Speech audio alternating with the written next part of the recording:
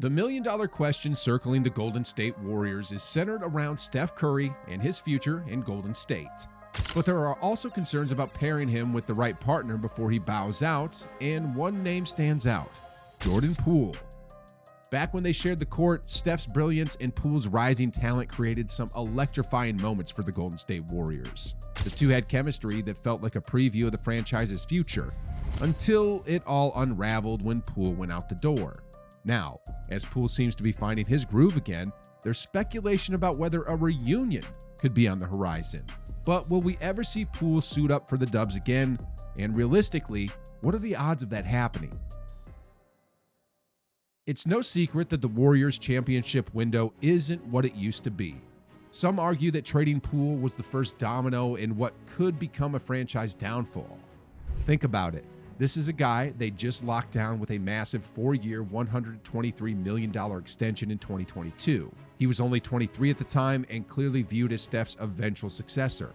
But just 1 year later, he was shipped off to the Washington Wizards, leaving fans and analysts scratching their heads. The trade wasn't just surprising, it felt avoidable. The spark for this chaos was that infamous preseason incident when Draymond Green punched Poole. Despite public attempts to downplay it, the cracks were obvious.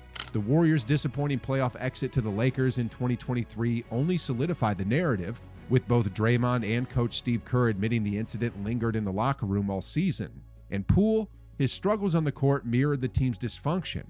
Shooting a woeful just over 34% from the field and an even worse 25% from beyond the arc, he looked nothing like the young star we'd seen before. Reports suggest Poole felt he wasn't getting the same treatment as Steph Curry, Draymond Green, and Klay Thompson.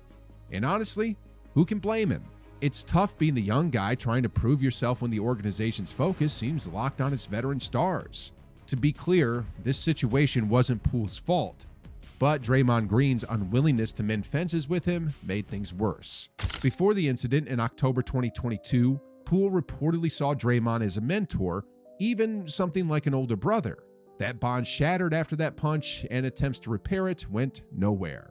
The lack of real discipline for Green, beyond an undisclosed fine, and the team's inability to fix the fractured relationship cast a shadow over the season. What's wild is that Poole wasn't just some bench warmer. In his last season with the Warriors, he averaged over 20 points per game. Yet he found himself increasingly isolated, juggling his own goals with trying to fit into a team dynamic that seemed stacked against him. The trade to DC blindsided Poole himself. Even Warriors coach Steve Kerr admitted months later that he didn't like how things went down. Poole's final year with Golden State was a roller coaster. After playing a key role in their 4th championship in 8 years, the Warriors doubled down on him, signing him to a massive multi-year extension. It looked like the team was all in on Poole as their future, but just days before his big payday, that punch incident flipped everything upside down. 8 months later, Poole was shipped off to Washington for 38-year-old Chris Paul. Everyone involved has since acknowledged that the incident played a huge role in the Warriors' struggles last season. Jordan Poole still has plenty of fans in the Bay Area, especially those who watched him grind during his 4 seasons with the Warriors. When he returned to Chase Center last season to face his old team, the love was still there, an ovation from the crowd and hugs from his former teammates. It was clear his time with the Warriors left an impression. Nobody ever questioned Poole's work ethic. He was ultra confident, maybe even cocky at times, but he worked hard to back it up. He had big dreams of stardom and was serious about chasing them, even if his on-court performances occasionally left fans shaking their heads. Warriors coach Steve Kerr spent plenty of time trying to guide him, pulling him aside for one-on-one chats during the chaotic 2022-23 season. Kerr, having been punched by none other than Michael Jordan back in his Chicago Bulls days, likely understood some of what Poole was dealing with. But let's face it, that situation didn't play out under the relentless glare of social media and a 24-hour news cycle. Selected in the first round of the 2019 NBA draft, Poole quickly carved out a role as a secondary playmaker on a team already stacked with stars. But it wasn't all smooth sailing. Poole's early years were full of highs, lows, and everything in between. As a rookie, Poole struggled to find his footing. He averaged just over 8 points in 22 minutes per game, shooting an underwhelming 33% from the field and 27% from deep. It was a tough start, and at one point, he even spent time in the G League, a move that could have crushed his confidence. Instead, it lit a fire under him.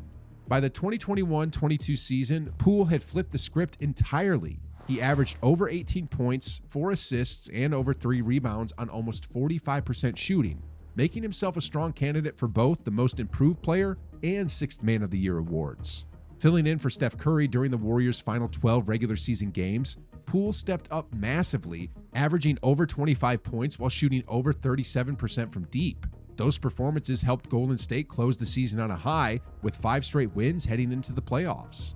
Once the postseason began, Poole took his game to another level. In his first 2 playoff games ever, he torched the Denver Nuggets, dropping 30 points in Game 1 and following it up with 29 in Game 2.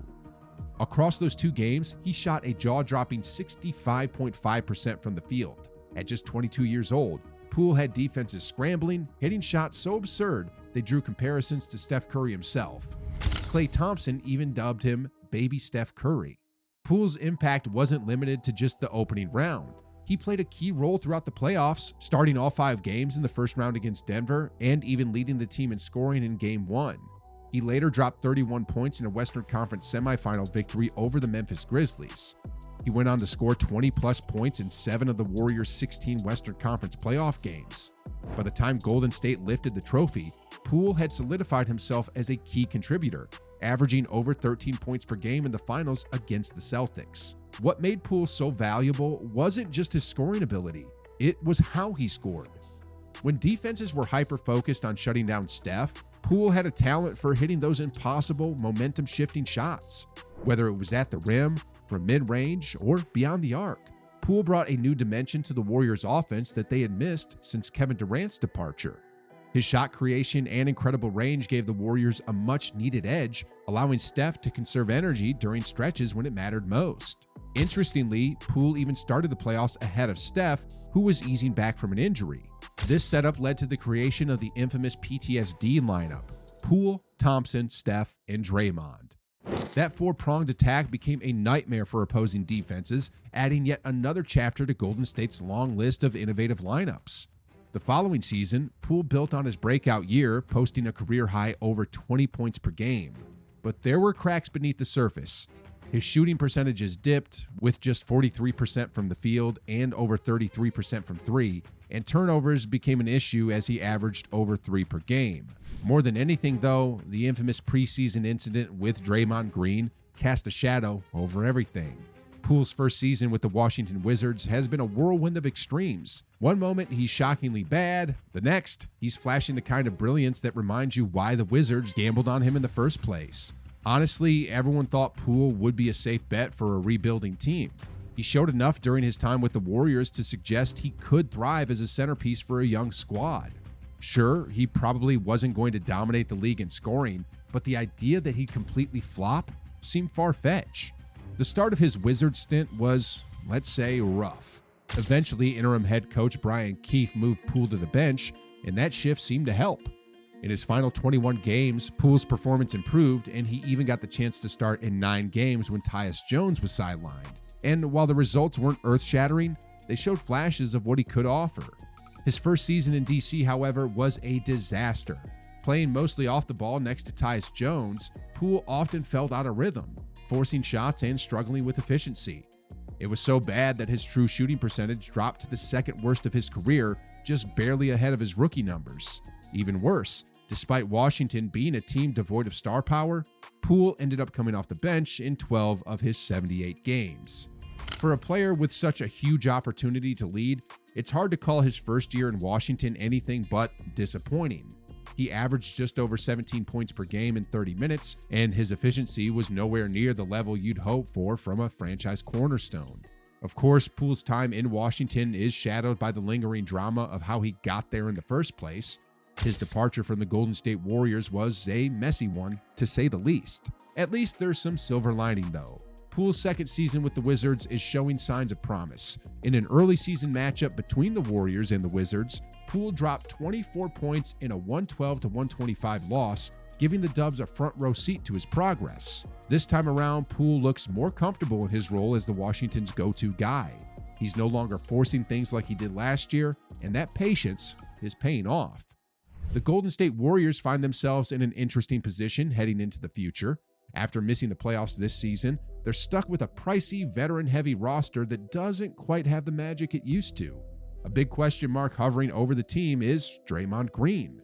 Draymond's role in the team's success, or lack thereof, has never been more complicated. His behavior has been under the microscope ever since that punch to Poole. He had other issues like grabbing Rudy Gobert by the neck and flailing at Jusuf Nurkic. Coach Kerr even admitted that Draymond's career was hanging by a thread, with the league suspension after the Nurkic altercation serving as a wake-up call. When Draymond came back from his 12-game suspension, the Warriors rallied, finishing the season 26-14 to secure a play-in spot. But that spark didn't last. The Warriors were dismantled by the Sacramento Kings in their lone play-in game, and the Kings themselves got eliminated in the next round by a Pelicans team missing Zion Williamson. It's not exactly the kind of ending you'd expect from a team paying Draymond Green $100 million over 4 years with a hefty $27.7 million player option waiting for him at age 36. Sure, the front office seems committed to keeping him, but is Draymond the same cornerstone he was during the dynasty days? Hardly. His liabilities are starting to outweigh his contributions, and the Warriors are feeling it. Then there's Jordan Poole. At just 25 years old, he's got his prime years ahead of him, and his performance this season with the Washington Wizards might have the Warriors kicking themselves over the trade. Poole is now averaging over 21 points per game on a team with arguably the least talent in the league, and his breakout isn't just limited to offense. The most surprising part? His defense. He's averaging almost 2 steals per game, ranking in the league's top 10. You don't accidentally rack up numbers like that. It shows growth. With Chris Paul out of Golden State, Poole's current form in Washington makes you wonder if the Warriors might regret the deal. Could he return to the Dubs someday? Maybe. It's not completely out of the question, but it's also impossible to predict. The Warriors have roster and cap space issues to sort out, and whether Poole fits into their future plans depends on how much they're willing to shake things up. For now, Poole is thriving in his new role, proving that he still has a lot to offer. Thanks for watching. Be sure to drop a like on this video and subscribe to this channel, and also check out this video here.